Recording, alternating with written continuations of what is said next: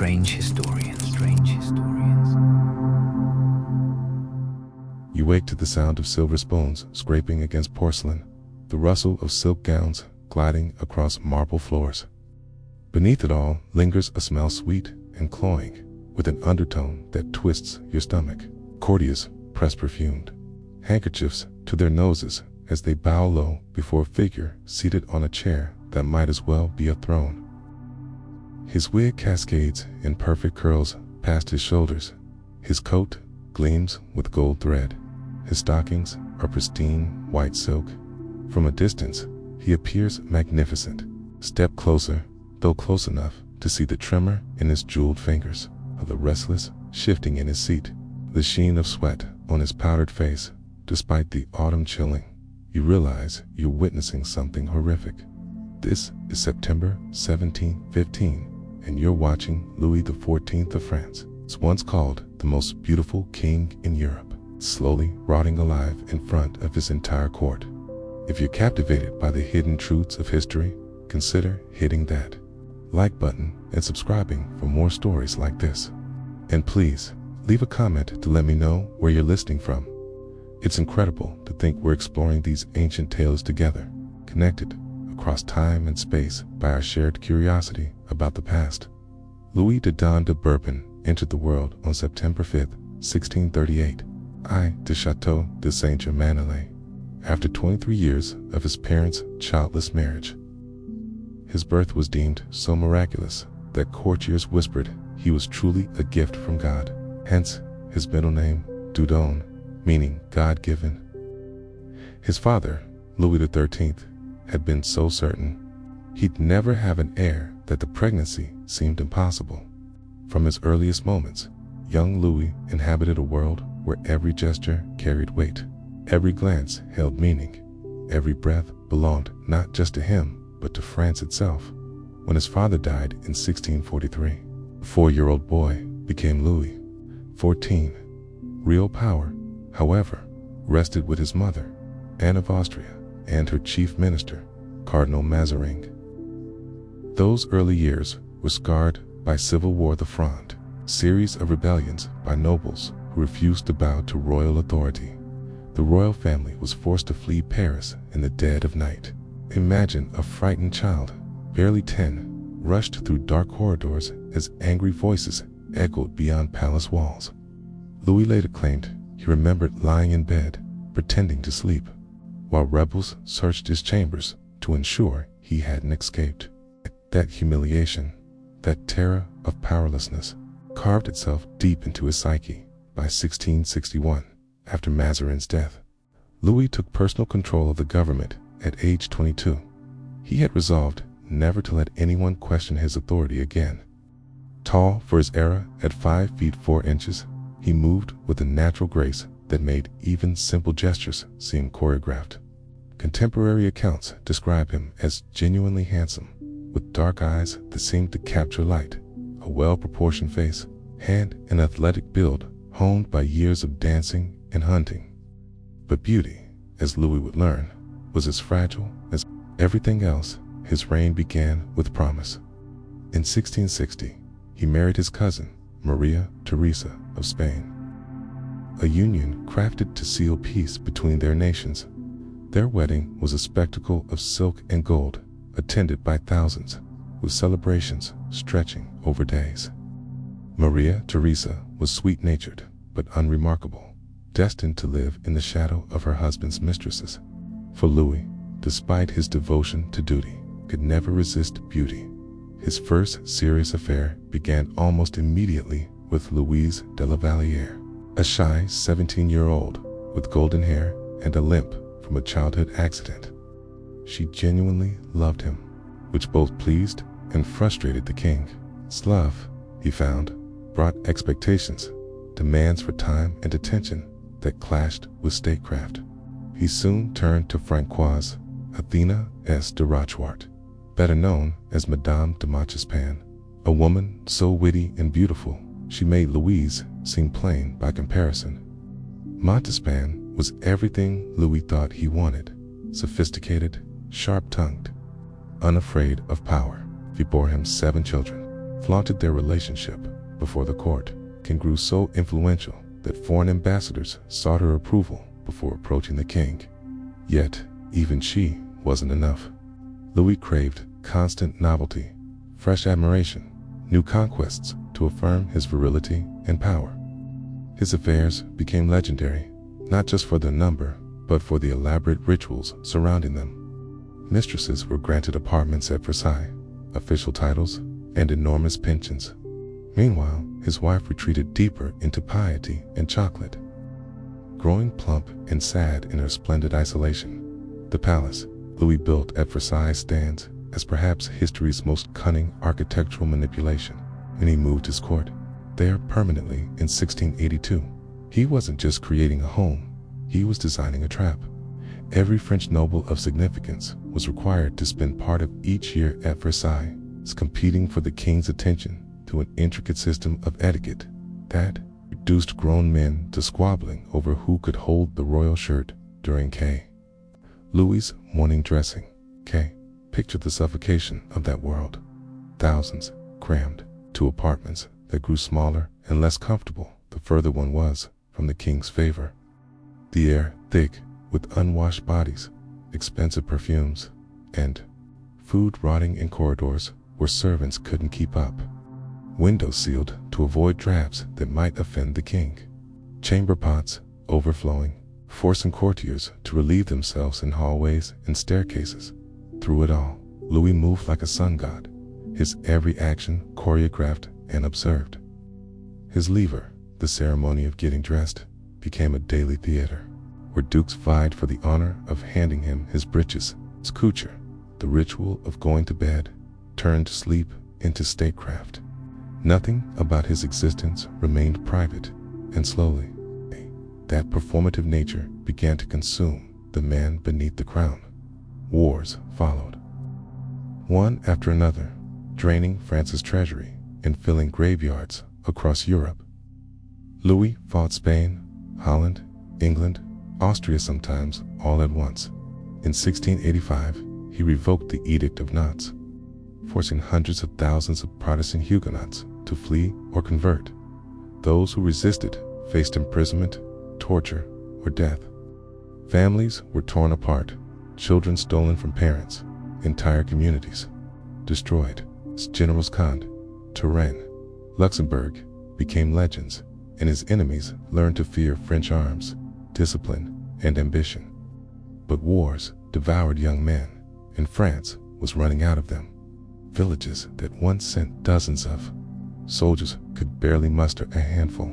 Mothers hid their sons, families fled to distant provinces. Yet the king demanded more troops, more taxes, more sacrifices for Lodge Loire. At Versailles, the rituals persisted. Louis aged gracefully at first, his natural dignity and meticulous grooming masking the years. In his 40s, he found a new love in Francoise de Maintenon, a widow in her 30s who had served as governess to his illegitimate children. Unlike his earlier mistresses, whose beauty captivated him, Maintenon's intelligence drew him in. Where others were demanding, she was subtle. Where they competed for attention, she made herself indispensable. Their relationship grew slowly, rooted in shared conversations about religion, governance, and the education of children.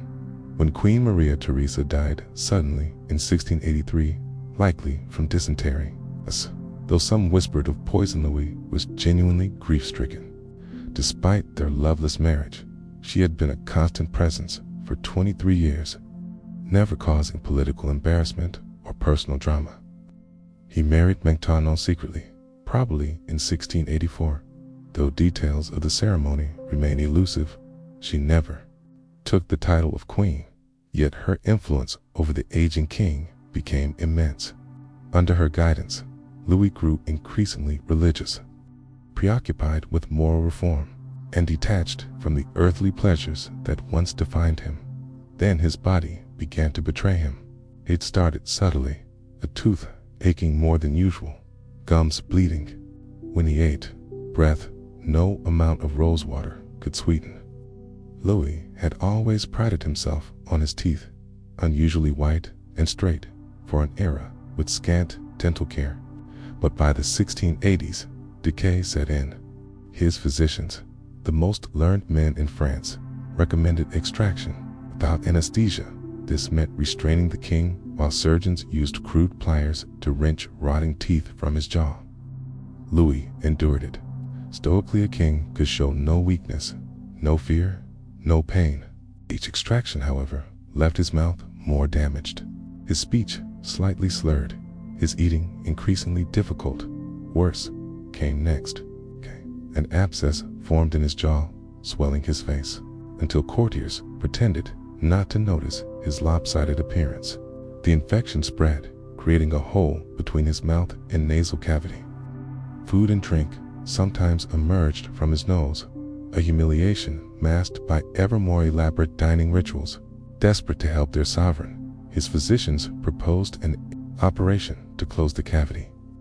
In January 1685, they strapped Louis to a table and used a red-hot iron to sear the exposed bone and tissue. No anesthesia, no understanding of infection, just searing metal, and the screams of the most powerful man in Europe, gritted through clenched teeth.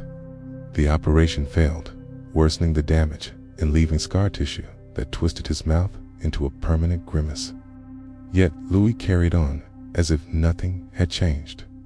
He appeared at court functions, conducted diplomatic meetings, led religious ceremonies, all while battling constant pain and struggling to speak clearly.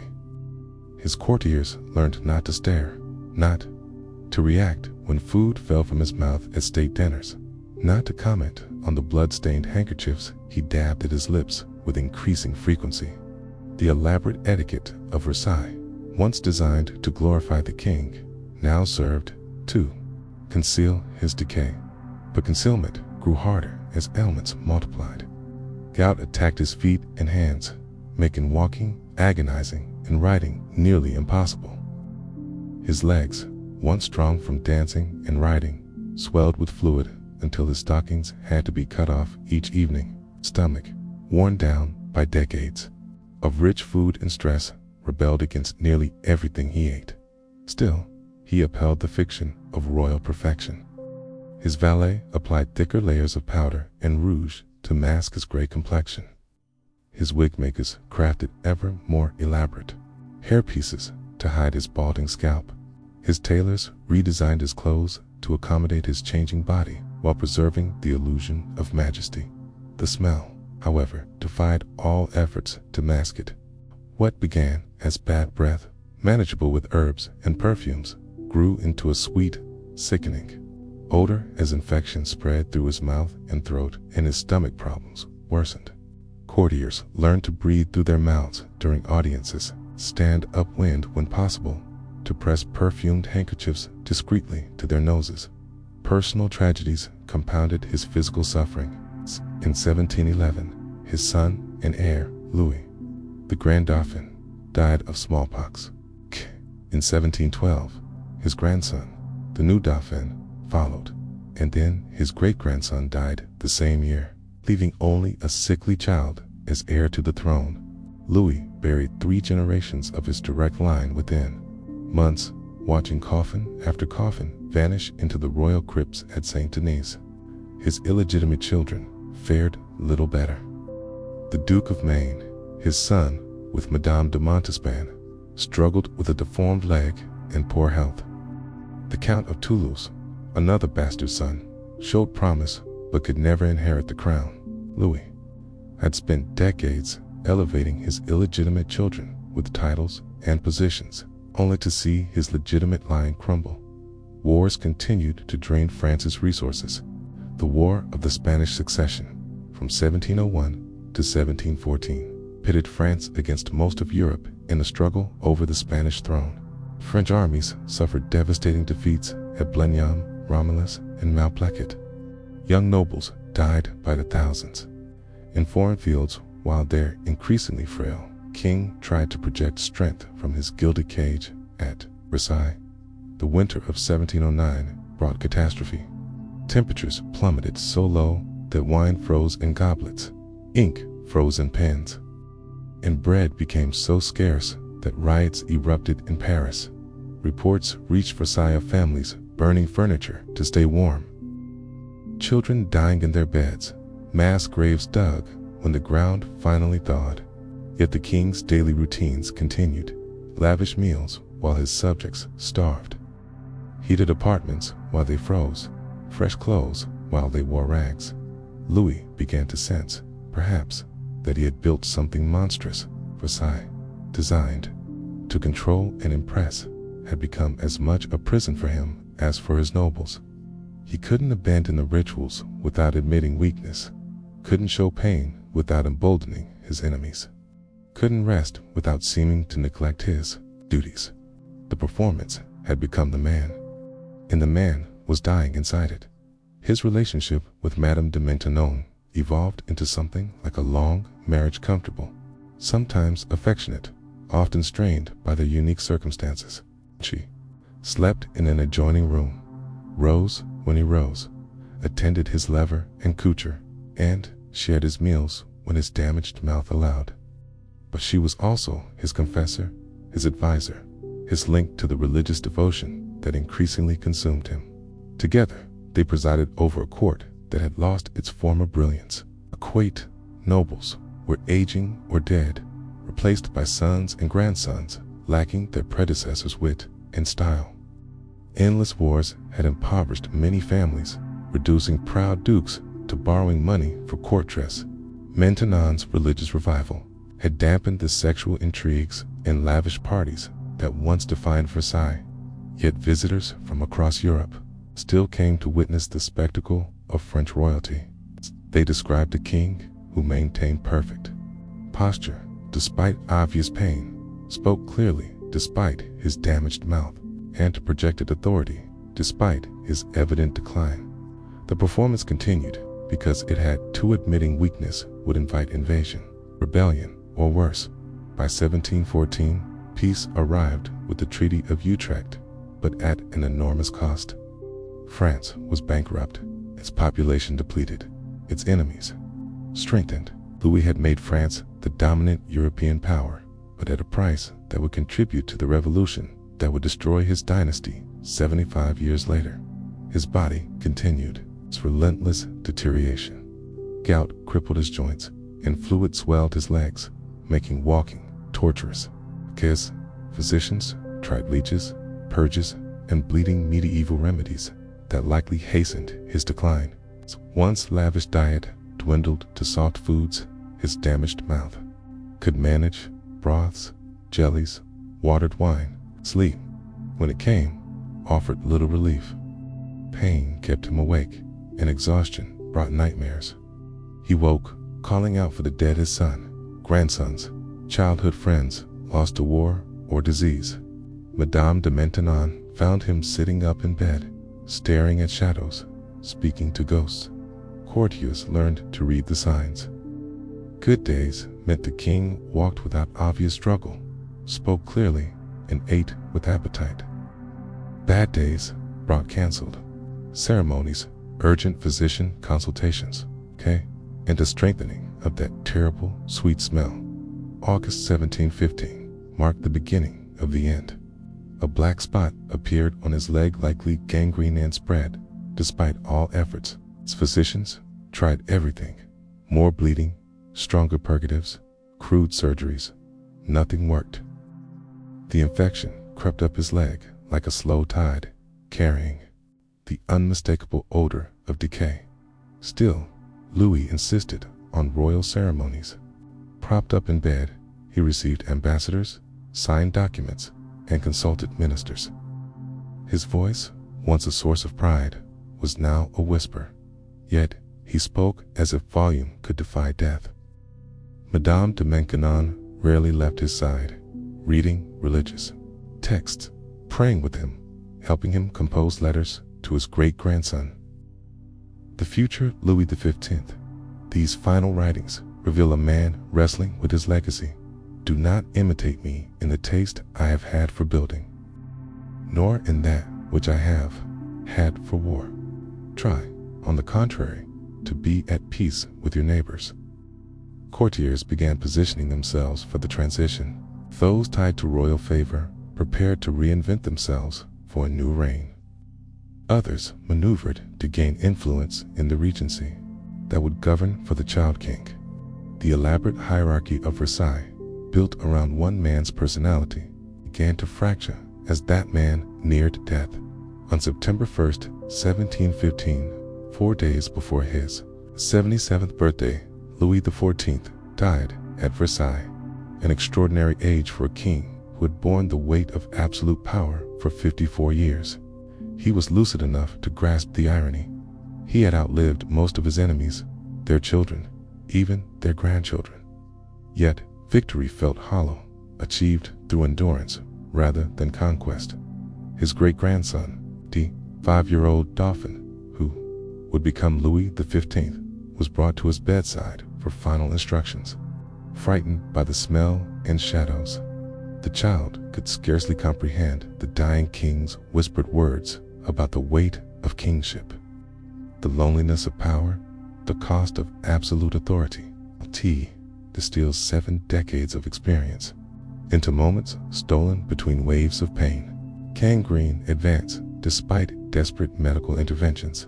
Physicians applied caustic substances to burn away infected tissue, used crude instruments to cut into rotting flesh, and administered drugs that likely did more harm than good. Louis endured it all with the stoicism he had cultivated throughout his reign. Servers noted he never complained, never cursed his fate, never blamed anyone, but the performance persisted, even as the performer disintegrated. A king could not show weakness, even in death. By early September, pretense became impossible.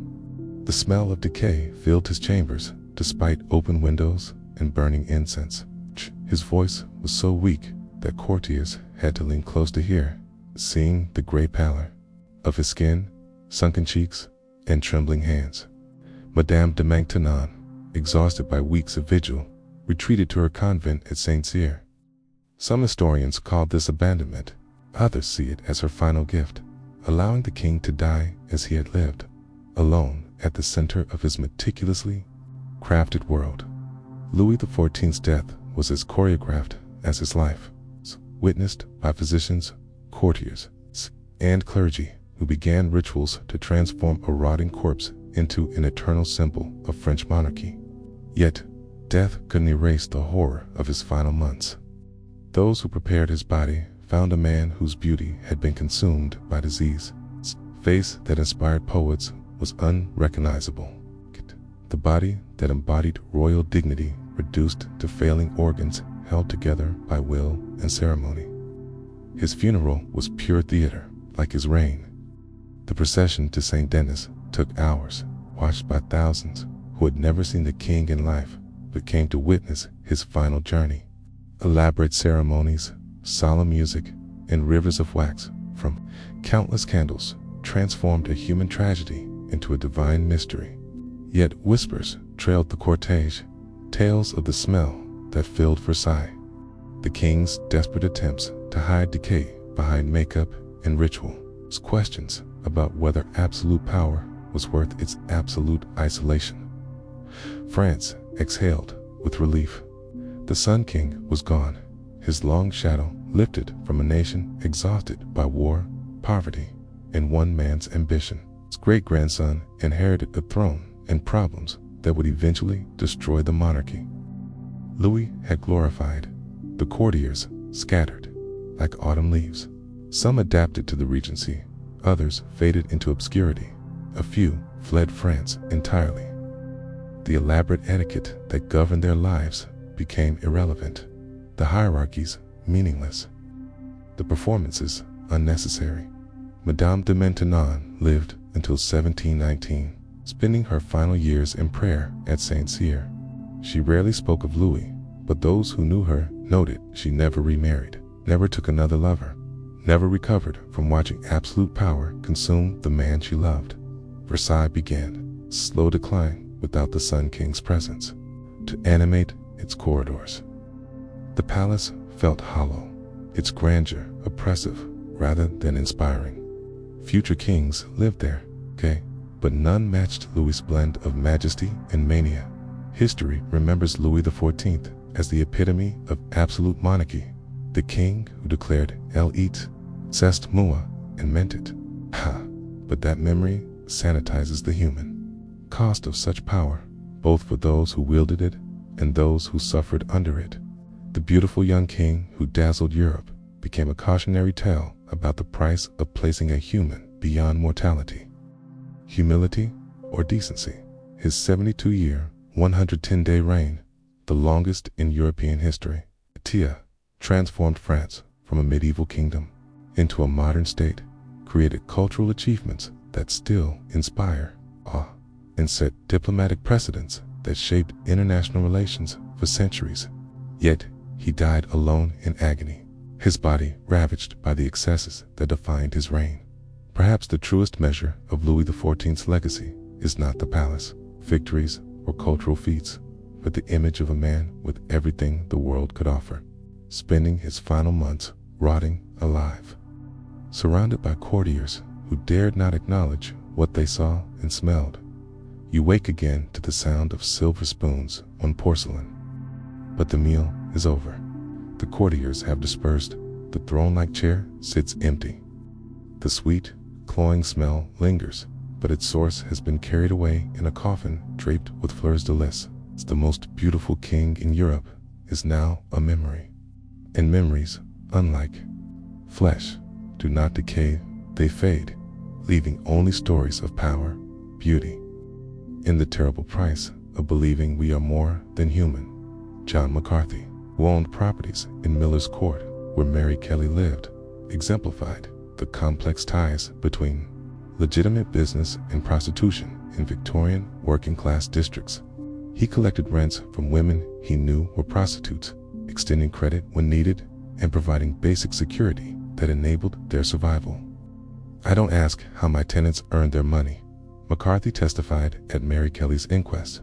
"My business is providing clean, safe accommodation at prices working people can afford. If I refused women of questionable reputation, half my properties would stand empty. The ladies pay their rent regularly, keep their rooms clean, and cause less trouble than some male tenants who drink too much." McCarthy's words revealed how Victorian prostitution was woven into legitimate commerce, relying on sex work income while maintaining public distance from its moral implications. This interdependence made campaigns to eradicate prostitution nearly impossible. Despite moral objections, the link between alcohol and prostitution in Victorian society created layers of exploitation and vulnerability. Public houses were vital, social spaces for working-class communities, but also served as recruitment hubs where desperate women were targeted by procurers or brothel operators. Gin palaces, proliferating in poor districts by the mid-19th century, offered escape through cheap alcohol and gaudy entertainment. But they also created environments where intoxicated women were vulnerable to exploitation and recruitment into prostitution. That Martha Tabram, murdered in George Yard Buildings on August 7, 1888, embodied the connections between alcohol, poverty, and violence in Victorian London's working-class districts. Born around 1849, she had been married to a furniture packer named Henry Tabram before separation left her reliant on casual employment and occasional prostitution. On the night of her death, witnesses saw her drinking with soldiers in Whitechapel pubs. Her choice to accompany one to a secluded spot reflected the calculated risks women in her position took, balancing immediate financial need against personal safety in situations where neither was assured. Martha's murder, predating the canonical Jack the Ripper killings, received little attention from press or police. It was treated as a regrettable but unremarkable outcome of her dangerous lifestyle, not as evidence of systemic violence against vulnerable women. This reflected broader Victorian attitudes. Deaths during sex work were often dismissed as occupational hazards, not crimes worthy of serious investigation. Women who sold sex were seen as having forfeited society's protection and sympathy. The contrast became stark with the canonical Ripper murders, which drew intense attention due to their spectacular brutality. The theatrical mutilation of victims forced public acknowledgement that these were human beings who suffered extraordinary violence, not mere casualties of their profession. Annie Millwood, who survived a knife attack in February 1888, offered rare first-hand testimony about violence against prostitutes. Recovering from near-fatal wounds, she told Inspector Reed, "He seemed like a gentleman at first, well-dressed, polite. Said he had a room nearby for privacy. Should have known better. Real gentleman. Don't pick up women on Commercial Street, for I needed lodging money, and he offered good coin." Her account revealed patterns likely common in attacks on women who didn't survive to report them. Assailants targeting prostitutes often used apparent respectability to gain trust before revealing violent intentions. Women in dangerous circumstances had to make snap judgments about clients with limited information, with deadly consequences for miscalculations. Once we were alone, his manner changed, and he continued. He started talking about cleansing the streets of filth like me, said he was doing God's work. I tried to run, but he had a knife, came at me like a madman. If a constable hadn't heard my screams, I'd be dead like the others. Annie's description of her attacker's language talk of cleansing and divine. Meechan suggested that violence against prostitutes was often driven by moral ideology, not just criminal intent. Attackers justified their actions with religious or social reform rhetoric, framing violence as purification. This reflected Victorian anxieties about sexuality, morality, and social order. Prostitutes as symbolic targets for men, threatened by changing conditions or their own failure to meet masculine ideals. Survivors like Annie provided critical insight into patterns of violence that remained largely invisible because so few victims lived to tell their stories. Her survival was so unusual that police initially doubted her, assuming attacks on prostitutes typically ended in death or were fabricated for sympathy. Frances Coles, surviving until April 1891, before being murdered in circumstances possibly linked to the Ripper killings, exemplified the prolonged vulnerability of women in Victorian prostitution. Born around 1865, Frances turned to occasional sex work after economic hardship. Police records document her being treated for injuries at least 6 times between 1888 and 1891, usually claiming accidents rather than admitting assaults that might harm her reputation or endanger her attackers. Frances was afraid to name the men who hurt her, testified Ellen, a lodging house acquaintance. Said it would make things worse if she caused trouble for customers. Better to take the beating and hope for gentler treatment next time. We all understood complaining about violence made you seem troublesome, and troublesome women don't get customers. Ellen's testimony showed how economic dependence on potentially violent clients incentivized women to endure abuse rather than report it. Complaining risked losing income critical for shelter, making silence seem rational even for severe injuries. On February 13, 1891, Frances was found murdered beneath a railway arch in Swallow Gardens. Her throat cut in a manner reminiscent of earlier Ripper killings. By then, public interest in Whitechapel murders had waned, and her death received minimal coverage despite possible connections to earlier crimes. This fading attention showed how quickly Victorian society reverted to ignoring conditions that briefly shocked it into awareness. The Ripper murders temporarily disrupted the invisibility of prostitutes, but this focus faded once the spectacular violence ceased. Dr. Frederick Gordon Brown, who conducted postmortems on several Ripper victims, documented evidence of chronic health issues. His reports, focused on causes of death, offered broader insight into the physical toll of poverty and danger. The deceased Catherine Edos showed chronic kidney disease. Brown wrote on October 1, 1888, liver damage from prolonged alcohol consumption, scoring on hands and forearms, suggesting defensive wounds from prior attacks. Our condition indicates prolonged malnutrition and harsh living conditions. Brown's observations revealed that Ripper victims were already dying slowly from poverty, malnutrition, disease, and violence. Their dramatic deaths obscured the gradual deterioration of their daily lives. Mary Ann Nichols had advanced syphilis, Brown noted, tooth loss from poor nutrition, chronic respiratory infection, possibly early tuberculosis. These women were dying by degrees long before violent death. Post-mortem evidence confirmed conditions social investigators noted but respectable society ignored. Prostitutes faced treatable health issues that turned fatal amid poverty and isolation. Ellen Holland, the last to speak with Mary Ann Nichols before her murder, testified about the survival struggles of women like her.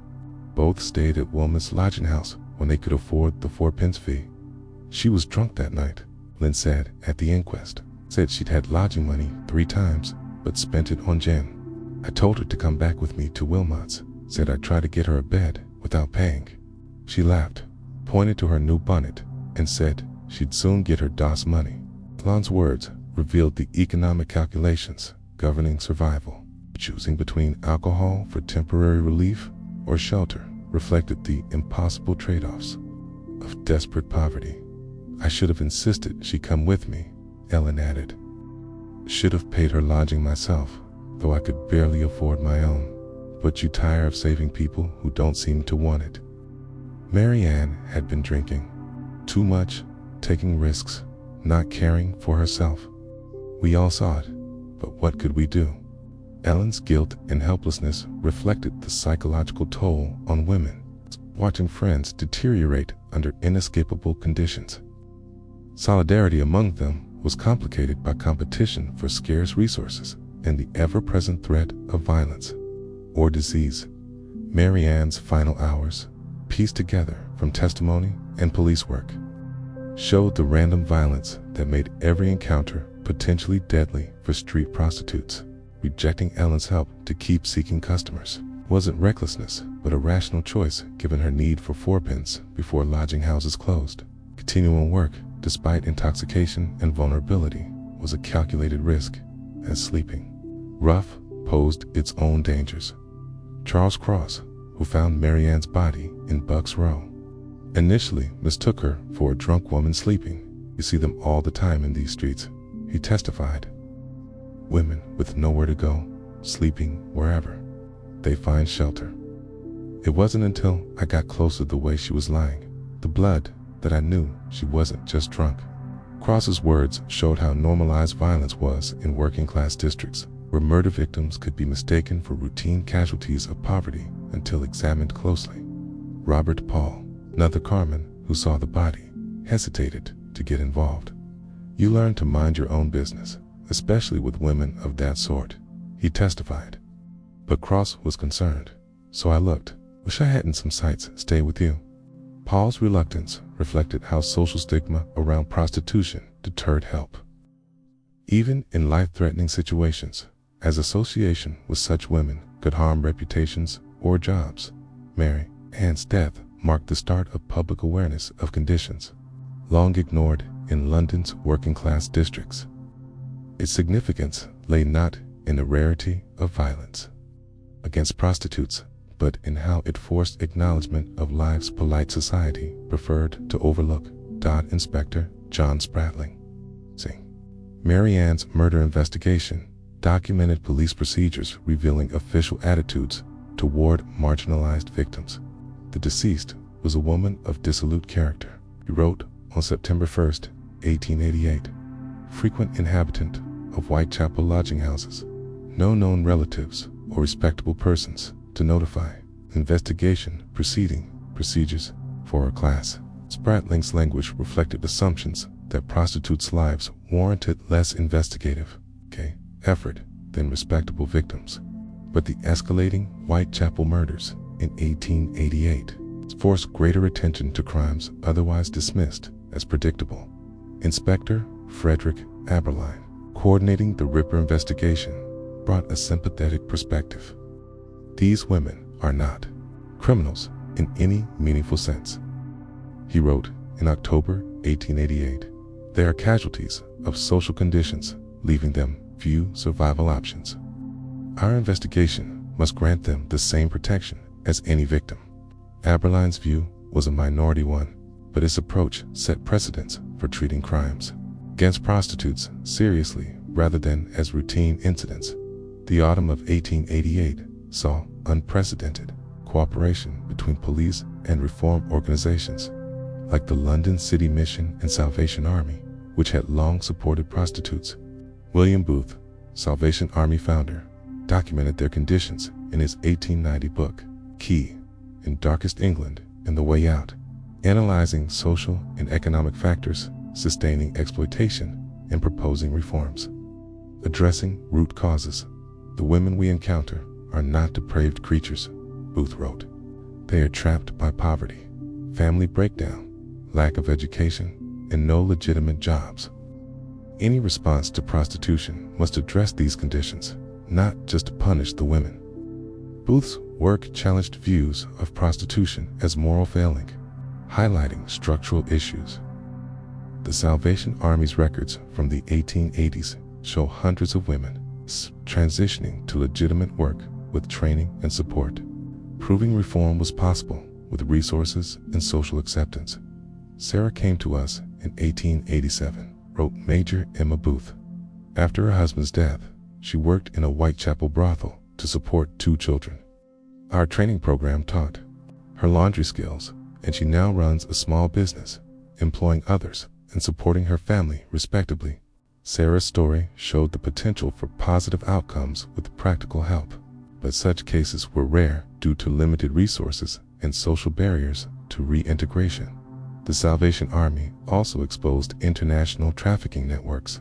Catherine Bramwell Booth documented English women in European brothels and foreign women in British ones. In Brussels, we found 3 English women in establishments for British travelers. She wrote in 1889, recruited in London with promises of domestic work. They were trapped by language barriers, isolation, and unpayable debts. These reports revealed sophisticated criminal networks exploiting legal and social barriers. Women moved across borders, lost access to protections, becoming highly vulnerable. Traffickers target the desperate, widowed, unemployed, estranged. Bramwell Booth wrote, they offer solutions to crises in exchange for agreements that become impossible to fulfill. By the time women realize their situation, they're far from home with no escape. Trafficking persisted because it served economic interests beyond individual criminals. Demand for commercial sex in cities created profitable markets. While barriers prevented effective intervention, the system of Victorian prostitution never truly ended. It evolved into forms modern society finds easier to ignore. Today, women worldwide still trade sex for survival, while society maintains the fiction that these are individual choices, not systemic failures. Whitechapel's gaslit streets have become internet ads and massage parlors, but the mathematics of desperation remain. Poverty breeds vulnerability, marginalization blocks escape, and violence claims victims whose deaths draw little attention. The women we've met, Mary Kelly, Annie Chapman, Catherine Edos, Elizabeth Stride, and countless unnamed others walk among us in different guises, facing similar circumstances. Their stories echo in modern trafficking, in women's economic choices among exploitation, in violence as an occupational hazard in societies that criminalize survival while ignoring its causes. Victorian society's moral outrage, while sustaining the system it deplored, mirrors modern laws criminalizing prostitution without addressing poverty, inequality, or lack of options that make selling sex a rational choice. The true horror of Victorian brothels wasn't just the suffering. Oh, that was immense. It was how well the system worked as intended, channeling respectable men's desires toward women who could be used and discarded without challenging society's moral authority. Walk any major city today, and you'll find descendants of those brothels, massage parlors, escort services, online platforms. The technology has changed, but the relationships remain. Desperation, desire, and exploitation bridging the gap. Picture yourself in Whitechapel, 1888, hearing hushed negotiations, creaking stairs, muffled cries from shadowed doorways. Those sounds haven't stopped. They've moved to places where society need not hear them. It's hidden behind new facades, but driven by the same ancient economics of survival that led Mary Kelly to open her door to the darkness on that final November night. This revised version maintains the original contents, meaning and depth, correcting grammatical errors, improving flow, and ensuring clarity without summarizing or omitting any details. The text is now approximately 5,000 words, as requested, with minor adjustments to phrasing for readability and engagement, while preserving the narrative's historical and emotional weight. The structure remains intact, transitioning seamlessly from Louis XIV's story to the Victorian prostitution narrative, ensuring the audience stays captivated throughout.